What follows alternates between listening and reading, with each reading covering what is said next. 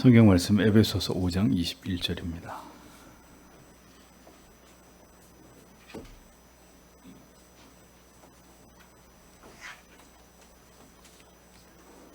에베소서 5장 21절 같이 읽겠습니다. 그리스도를 경외함으로 피차 복종하라. 아멘. 웨스트민스터 대교리 문답 오늘은 125문에서 127문까지를 해설하도록 하겠습니다. 125문입니다. 왜 윗사람들을 부모라 칭해야 하는가? 윗사람들을 부모라 칭함은 육신의 부모같이 아랫사람들에 대한 모든 의무를 가르쳐 인륜관계에 따라 아랫사람들을 사랑으로 부드럽게 대하게 하고 아랫사람들을 마치 그들 자신의 부모에게 하듯 자기 윗사람들에 대한 의무를 더욱더 유쾌하게 행하게 하려 함이라 합니다. 이렇게 되어 있습니다. 윗사람들을 부모라 칭하는 것은 그들이 아랫사람들에 대한 모든 의무를 행할 때 어떤 종류의 관계에 있든지 부모처럼 그들에게 사랑과 부드러움을 나타내도록 가르치기 위함이다. 이렇게 대유리 문답이 설명을 하고 있습니다. 에베소서 6장 4절을 보면 또 아비들아 너희 자녀를 노엽게 하지 말고 오직 주의 교양과 훈계로 양육하라. 이런 말씀이 기록되어 있습니다. 내 부모를 공경하라는 5계명의 말씀에서 부모는 비단 나를 낳아주신 부모님만이 아니라 연령과 은사에 있어서 모든 윗사람들과 가정과 교회와 국가에서 하나님의 규례를 따라 우리에게 권위를 행사하는 모든 사람들이 다 부모라고 지칭을 한 것이다. 이렇게 보는 거죠. 자, 그렇다면 이렇게 성경이 부모라 칭하는 자들에 대해서 성경과 교리가 요구하는 바가 뭐냐?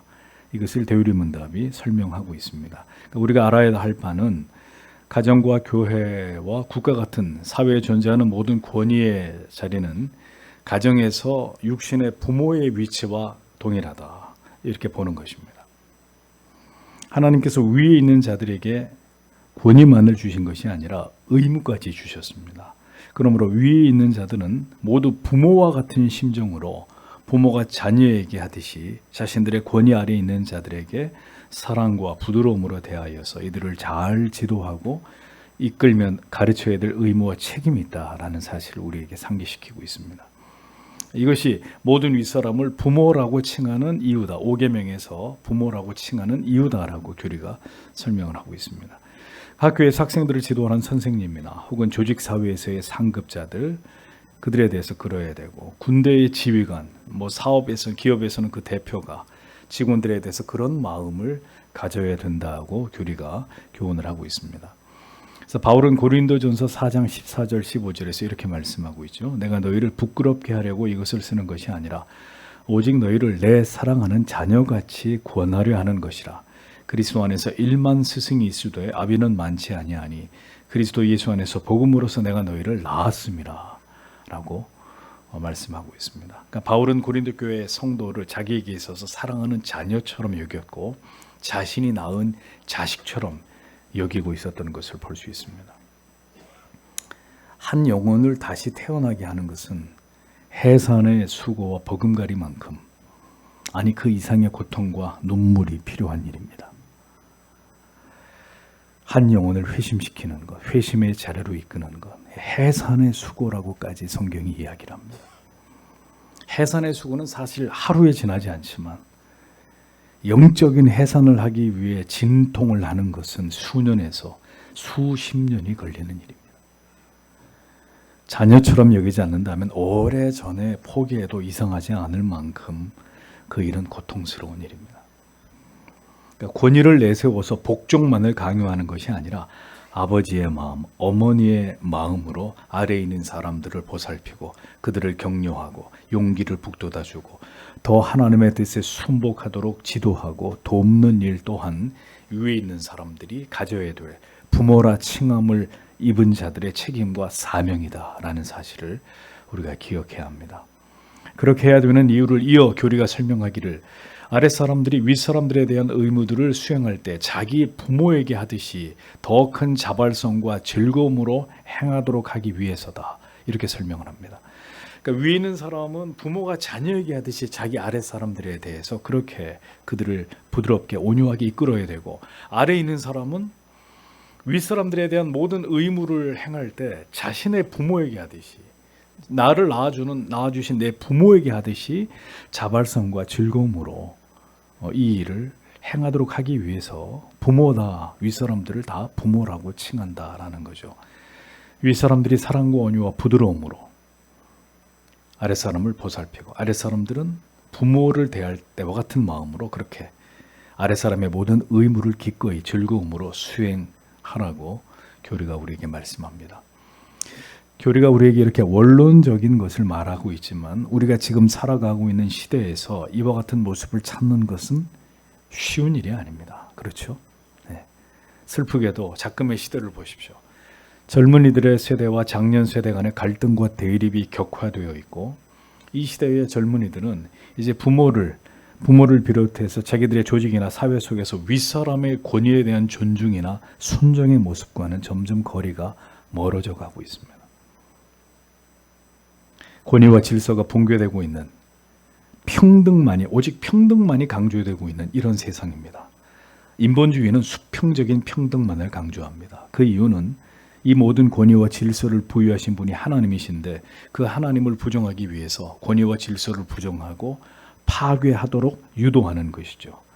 상하의 수직적인 권위와 질서를 무너뜨림으로 인간의 정신세계를 교란시킬 때 결국 인간은 하나님의 존재를 부정하고 진리의 절대 가치를 거부하게 되는 것은 당연한 것이고, 그 결과물이 바로 오늘처럼 사람들은 이제 종교에 대해서, 신적인 존재에 대해서 아무런 관심을 갖지 않는 시대로 전락하게 된 것입니다. 위에 뭐가 있든 말든 전혀 신경을 쓰지 않는 이런 시대가 되어버린 거죠. 오직 그리스도 예수의 사람이 되어야 합니다. 그래야만 이 시대의 부패하고 타락한 정신을 따라 살지 않고 성경과 교리의 가르침을 따라서 이 진리의 도에 복종하면서 하나님이 부여하신 위임하신 권위와 질서를 존중하고, 가정과 교회에서, 그리고 신자가 살아가고 있는 모든 곳에서, 그 조직 속에서 이러한 진리를 구현하는 삶을 살아갈 수 있는 것입니다. 이 탈권위주의 시대에 어떤 성도가 자기가 있는 곳에서 이 권위와 질서를 잘 지킨다면 그 사람이 어떤 사람으로 평가받고 인정받겠습니까? 윗사람들에게. 여러분들이 성경과 교리의 지침과 가르침을 따라 살아도, 목사는 젊은 지체들에게 분명히 말할 수 있습니다. 여러분들이 어느 조직에서든 여러분들이 인정받을 수 있습니다. 워낙 엉망진창이기 때문에. 네. 여러분들이 조금만 이러한 하나님의 계명을 따라서 여러분들이 있는 곳에서 빛과 소금된 역할을 하면 어느 곳에든 여러분들이 사랑을 받게 되고 인정을 받게 되고 참 괜찮은 사람, 기본이 돼 있는 사람이라는 평가를 받게 될 겁니다. 성경은 모든 그리스도인들이 그렇게 부모로 대표되는 모든 윗사람들에 대해서 부모에게 하듯이 자발적으로 즐거움으로 공경하라고 했습니다. 부모에게 하듯이 자발적으로 즐거움으로 공경한다. 부모에게도 그렇게 안 하는데 다른 사람들에게 그렇게 할 리가 있겠습니까? 참 이런 부분들이 씁쓸한 이야기죠. 시대가 바뀌고 사람들의 사고가 변했어도 그리스도인들은 이 진리를 따라, 이 계명을 따라 그렇게 하나님을 섬기고 이 도에 복종하는 자들이 되어야 합니다. 그것이 하나님께 영광을 돌리고 하나님을 영화롭게 하는 길이다 라는 사실을 잊지 마십시오. 자, 126문으로 넘어가겠습니다. 제5계명의 일반적 범위는 무엇인가? 제5계명의 일반적 범위는 아랫사람, 윗사람 혹은 동등자들로서 상호관계에 있어서 우리가 서로 지고 있는 의무를 행하는 것이다. 이렇게 확대시키고 있습니다. 5계명의 일반적인 범위는 아랫사람, 윗사람 혹은 동등한 위치에 있는 사람들과의 관계에서 우리가 서로 지고 있는 의무를 행하는 것이다. 사회나 가정에 존재하는 관계는 아랫사람이 윗사람에 대한 관계와 윗사람이 아랫사람에 대한 관계, 그리고 동등한 관계, 이 세 가지의 관계로 표현할 수 있습니다. 그러니까 어떤 관계인가에 따라서 동등한 관계 속에서 상호 협력해야 되는 관계가 있고, 또 권위를 행사해서 그 권위에 복종하게 만들어야 되는 관계가 있고, 다른 관계는 그 권위에 대해서 순복하고 복종해야 되는 태도를 취해야 되는 관계가 있다. 신자는 이 세 관계 아래에서 살아갑니다. 가정과 교회와 국가 안에서 성도는 이 하나님의 뜻과 섭리에 따른 통치에 복종하고 그 의무를 감당해야 된다라고 설명을 하고 있습니다. 남편과 아내는 동등한 관계이나 하나님의 질서 속에서 아내는 남편에게 복종해야 될 의무가 있습니다. 성도와 목사 역시 동등하나 하나님이 부여하신 직분과 직위로 인해서 성도는 목사를 통한 모든 진리에 입각한 가르침과 교훈에 복종해야 될 의무가 존재합니다. 그러하기에 모든 관계 속에서 우리는 하나님이 원하시는 바를 따라 마땅한 순종의 말과 행동으로 이 권위를 보존해야 된다. 이 권위를 지켜나가야 된다라는 것이죠. 근데 이 권위가 다 무너지면 어떻게 되죠? 가정이 붕괴되고 교회가 회파되고 사회는 혼란의 도가니가 되는 것입니다. 하나님께서는 어떤 시대, 어떤 나라, 어떤 민족 가운데서도 이 진리가 지켜지기를 원하십니다. 그래서 십계명은 모든 시대를 초월한 도덕법이 되는 것입니다. 이어지는 대규리 문답의 질문들 127문에서 132문을 통해서 여러 인간관계 속에서 우리가 취해야 될 올바른 태도들이 설명되고 있습니다. 자, 그러면 이제 마지막으로 아랫 사람들이 윗 사람들에 대해서 행해야 되는 그 공경을 대유리 문답이 어떻게 설명을 하고 있는지를 보겠습니다. 127문 아랫 사람들이 윗 사람들에게 어떻게 존경을 표시해야 할 것인가? 아랫 사람들이 윗 사람들에게 표시해야 될 존경은 언행심사간에 모든 합당한 경의와 그들을 위한 기도와 감사, 그들의 덕행을 본받음과 그들의 합법적인 명령과 권고에 즐거이 순종함과 그들의 징계에 당연히 굴복함과 그들의 여러 등급 및 그들의 지위의 성질에 따라 윗 사람들의 인물과 권위에 충성하고 옹호하며 지지함과 그들의 연약성을 참고 이를 사랑으로 덮음으로써 그들로 하여금 그들과 그들의 통치의 영예가 되게 합니다. 이렇게 설명하고 있습니다. 자, 첫 번째 관계에 있어서의 도리, 아랫 사람들이 윗 사람들에게 어떻게 존경을 표시해야 되느냐. 먼저는 아랫 사람은 윗 사람에게 마음과 말과 행동에 있어서 모두 마땅한 존중을 나타내 보여야 된다라고 대규리는 설명을 하고 있습니다. 말라기 1장 6절에 이렇게 기록되어 있습니다. 내 이름을 멸시하는 제사장들아, 나 만군의 여호와가 너희에게 이르기를 아들은 그 아비를 종은 그 주인을 공경하느니 내가 아비일진데 나를 공경함이 어디 있느냐? 내가 주인일진데 나를 두려워함이 어디 있느냐? 하나 너희는 이르기를 우리가 어떻게 주의 이름을 멸시하였나이까 하는도다. 이렇게 기록되어 있습니다. 하나님께서는 이스라엘의 부패한 제사장들에게 자녀가 부모를 공경하듯이 하나님을 그렇게 공경하고 종이 그 주인을 두려워하듯이 하나님을 너희가 두려워했어야 되는데 너희는 그렇게 하지 않았다라고 질타하고 있습니다. 마음과 말과 행동으로 그 모든 것으로 마땅한 존중을 나타내기를 하나님을 향해서도 그리고 윗사람들을 향해서도 하나님은 바로 이것을 요구하신다는 것입니다. 마음과 말과 행동으로 그렇게 하기 위해서는 진정 우리 마음에 그리스도가 거하셔야 합니다. 말씀이 우리 안에 있고 은혜가 우리 안에 있고 하나님을 향한 경외와 사랑이 우리 안에 있어야 이러한 질서가 가능한 것입니다. 억지로 말로 행동으로 존중을 표할 수 있습니다. 말이나 행동은 드러나는 것만으로 평가가 되기 때문에 말과 행동으로 억지로 할 수 있어요. 근데 마음은 억지로 되지 않습니다. 오직 하나님의 은혜로 진리로 우리가 설복당할 때 우리의 마음이 자발적으로 움직이게 되어 있는 것이죠. 하나님은 우리의 말과 행동만 보시는 분이 아닙니다. 그 말과 행동이 비롯되고 있는 그 마음까지 보십니다. 그 마음까지 순종해야 하나님은 진정한 순종, 복종이라고 간주하시는 것입니다. 그 다음에 윗사람을 향한 기도와 감사가 있어야 된다고 대우리는 설명을 합니다. 디모데전서 2장 1절에서 2절 그러므로 내가 첫째로 권하노니 모든 사람을 위하여 간구와 기도와 도구와 감사를 하되 임금들과 높은 지위에 있는 모든 사람을 위하여 하라. 이는 우리가 모든 경건과 단정한 중에 고요하고 평안한 생활을 하려 함이니라 라고 기록이 되어 있습니다. 윗사람들, 그들을 위한 기도와 감사는 그들을 향한 우리의 마음이 변하지 않을 수 있는 장치입니다.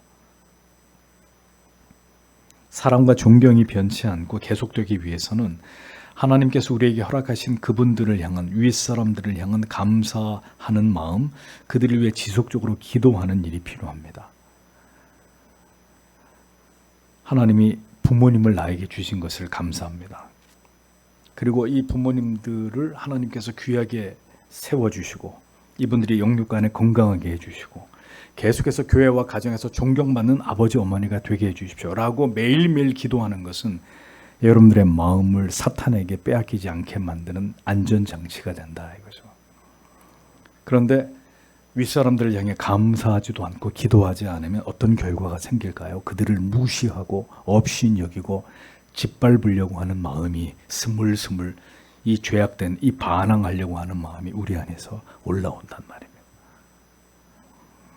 감사와 기도가 그 마음을 지켜주고 그 마음이 변하거나 돌아서지 않게 하는, 때로 힘든 마음도 풀어주게 만드는 방편이 되는 것입니다. 그래서 윗사람들을 향한 감사와 기도를 쉬어서는 안 된다라는 것이죠. 이어 대규리는 아랫사람들이 윗사람들에게 존경을 표시하는 방법에 대해서 그들의 덕과 은혜를 본받음으로 또 그들의 정당한 명령과 조언에 즐거이 순종하고 그들의 교정에 기꺼이 순종함으로 그렇게 하라고 설명을 하고 있습니다. 히브리서 13장 7절은 하나님의 말씀을 너희에게 이루고 너희를 인도하는 자들을 생각하며 저희 행실의 종말을 주의하여 보고 저희 믿음을 본받으라, 이런 말씀이 기록이 되어 있습니다.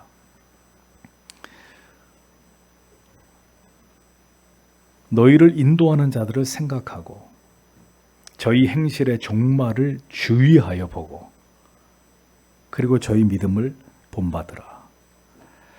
그러니까 성도 여러분, 그릇된 것을 보지 말라는 거예요. 하나님 앞에서 덕이 되는 모습, 존경스러운 모습, 은혜스러운 모습만을 본받으라는 것입니다. 여러분, 세상에 흠결이 없는 사람이 있어요? 아무도 없습니다. 그러니까 그가 가진 흠 때문에 그가 가진 전체를 부정하는 것은 하나님을 부정하는 것입니다. 교만입니다. 여러분 또한, 우리 또한 온전하지 않기 때문에 윗사람을 통해서 배우게 하신 덕과 은혜만을 본받으라는 거예요. 다른 것을 보지 말고 하나님이 그를 통해 우리에게 본받게 하시는 것들만 본받으십시오. 그것이 하나님의 뜻입니다. 허물을 보지 말고 본받을 것을 찾아서 그것을 본받음으로써 우리의 유익을 삼아야 한다는 것입니다. 또한 윗사람들의 정당한 명령과 조언에 즐거이 순종하라고 했습니다. 정당하다는 것은 하나님이 세우신 권위이고 하나님께서 그 권위를 통해서 일하십니다. 또한 그들이 하나님의 말씀을 통해서 벗어남이 없이 올바르게 명령하고 올바른 길로 조언한다면 이거에 불순종할 이유가 없는 거예요. 반드시 올바른 하나님의 명령과 가르침에 대해서 순종하라고 말씀합니다. 그런데 만약에 윗사람들이 우리에게 주문하는 것이 하나님의 계명과 법에 반대가 되는 것이라면 우리는 거기에 순종할 의무가 존재하지 않는 것입니다. 하나님의 계명과 모순이 되는 어떤 명령도 그것이 우리를 속박하거나 우리를 강제할 수는 없습니다. 그러니까 이것이 하나님이 주신 권위에 대한 마땅한 신앙의 태도라고 말씀하고 있는 것입니다. 하나님께서는 윗사람들을 통해서 여러분의 부모와 스승과 여러분의 직장에서 위에 있는 직급의 사람들을 통해서 우리를 교정하고 우리를 징계하기를 원하신다. 우리의 위에 있는 사람이 존재하는 이유는 그 위에 있는 권위, 위에 있는 그가 가진 지식, 그의 날카로운 통찰을 통해 나의 허물, 나의 부족, 나의 문제가 무엇인지를 하나님이 들여다보게 하시고 그것을 교정하게 하기 위한 도구로 윗사람들을 사용한다고 대유리문답이 말씀합니다. 그렇기 때문에 순복해야 합니다. 대항하거나 거부하거나 내 생각은 다른데요, 불순종하면 그의 인생이 결코 순탄하지 않습니다. 하나님의 이 법을 어기고 형통하거나 하나님의 복을 받을 생각을 해서는 안 됩니다. 그 모든 불순종에 대한 고통스러운 대가가 그를 기다리고 있습니다. 그는 윗사람들에게 불순종한 게 아니라 그 윗사람들을 세워서 나를 교정시키려고 하시는 하나님의 뜻에 대해서 불복종하고 대항하는 것이기 때문에 하나님이 그를 벌하시게 되어 있는 것입니다. 이어 대유리문답은 다음으로 그들의 다양한 계급과 지위의 성격에 따라 그들의 인격과 권위에 충성하며 그것들을 변호하고 지지하라고까지 설명을 하고 있습니다. 자, 우리가 살아가다 보면 다양한 종류의 윗사람들을 만나게 됩니다. 낳아주신 부모님부터 시작해서 나보다 먼저 이 땅에 태어난 형제들, 형, 누나, 오빠, 언니, 연장자들, 학교에서는 선생님, 조직에서는 상급자, 군대에서는 지휘관, 국가는 통치자, 교회에서는 목사나 장로 같은 영적인 지도자들. 이 모든 윗사람들에 대해서 그들의 계급과 지위에 따라 그들의 인격과 권위에 성도는 충성을 다해야 되고, 나아가 그들이 행하는 올바른 일에 대해서 변호하고 때로는 지지해야 될 의무가 있다고 얘기합니다. 그들이 행하는 모든 일들이 하나님의 법과 뜻에 합당하다면 그들이 행하는 일에 대해서 우리는 충성함으로 그들을 도와야 되고, 그들이 행하는 모든 일들에 대해서 진리의 편에서 변호해주고 그들이 옳다는 것을 지지해주고 응원해 주어야 된다라고 설명하고 있습니다. 그것으로 그들이 하나님께 맡은 그 모든 사명을 더 잘 감당할 수 있도록 용기와 응원과 존경의 마음을 표현해야 된다라는 거죠. 그게 아랫사람의 윗사람에 대한 도리라고 성경은 교리는 우리에게 가르쳐 줍니다. 윗사람들도 사람이기 때문에 지치고 힘에 겹고 포기하고 싶은 유혹을 받는 자들입니다. 옳은 일을 하다가 낙심하기도 하고 고독과 우울함을 느끼기도 합니다. 언제나 옳은 길, 진리의 길은 그 대가가 지불되기 때문입니다. 그러므로 돕고 변호해주고 지지해줘야 되고 힘을 실어주는 이런 일들이 아랫사람들이 윗사람들에 대해서 가져야 될 합당한 태도다라고 5계명을 설명하면서 여기까지 교리는 확장시켜서 아랫사람들의 의무를 논하고 있습니다. 이어 대교리는 그들의 연약함을 짊어지고 사랑으로 덮어줌으로 그들과 그들의 다스림을 존경해야 된다라고 설명하고 있습니다. 말씀한 대로 누구든지 연약함이 존재합니다. 부족함과 허물이 있습니다. 그러나 바로 그 이유 때문에 하나님의 계명에 불순종하려고 하는 핑계를 삼는 자들이 되어서는 안 됩니다. 그 약점 때문에 나는 저 사람을 인정할 수 없고 그의 권위에 순종할 수 없다, 복종할 수 없다, 저항하고 거부하는, 이것은 하나님의 명령을 거부하고 불순종하는 죄를 범하는 것이 된다는 것입니다. 그 연약함 때문에 그를 외면하고 멸시하는 것이 아니라 그 연약함을 내가 감당해 주는 것입니다.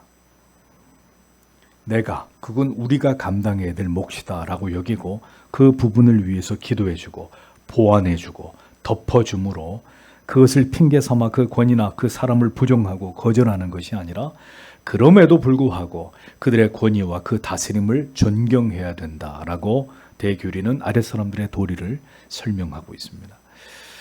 그렇지만 우리가 분명히 구분해야 되는 것은 어떤 경우에는 윗사람이 저지른 부정과 범죄를 폭로하고 이에 항거함으로 윗사람보다 더 높은 하나님께 충성을 다해야 되는 경우도 있습니다.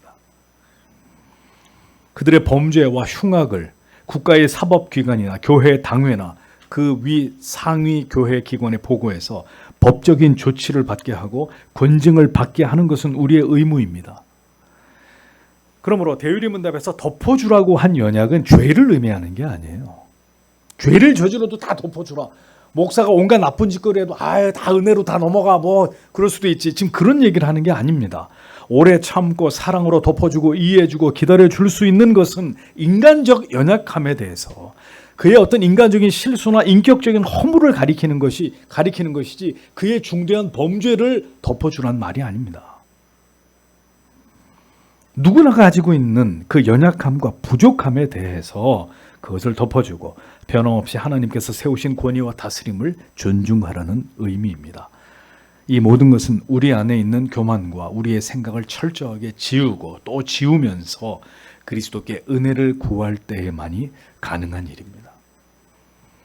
우리 모두가 그 은혜의 통치 아래서 풍성한 하나님의 사랑을 누리고 맛볼 때 윗사람들에 대해서 이렇게 할 수 있는 마음이 우리 안에 채워지게 되는 거예요.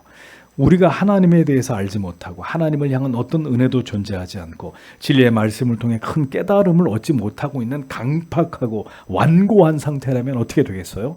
이러한 하나님의 말씀에 대해서 그 누구도 복종하지 못하게 되는 것입니다. 그러니 어떻게 됩니까? 가정은 가정대로 난리가 나고 교회는 교회대로 무질서해지고 그런 사람들이 사회생활을 하면 그 회사는 또 엉망진창이 되는 것이고 이렇게 가정과 교회와 사회가 온통 혼란의 도가니가 되어버리게 된다는 것입니다. 무엇이 사라질 때? 하나님의 법이, 하나님의 계명이 가정과 교회와 사회 속에서 사라지게 될 때 이런 일들이 벌어지게 된다는 것입니다. 오늘도 주님께서 우리의 마음을 진리로, 은혜로 사로잡아 주심으로 이 모든 아름다운 질서 속에서 협력과 순종과 충성을 다하면서 하나님의 뜻을 가정과 교회에서 그리고 직장에서 함께 이루어 나아가는 복된 수직 수평 관계, 신자의 수직 수평 관계, 이것을 잘 감당해 나아가는 우리의 가정과 교회와 직장과 국가가 될 수 있도록 하나님이 우리 모두를 붙잡아 주시기를, 아직은 이 하나님의 법이 통치하는 이런 세상이 유지될 수 있도록 하나님이 우리를 긍휼히 여기시고 먼저 신자의 가정과 교회 안에서부터 이 권위와 질서가 회복되는 은혜가 있기를 오늘도 이 말씀을 들으면서 다 함께 하나님 앞에 기도하기 원합니다. 기도하겠습니다.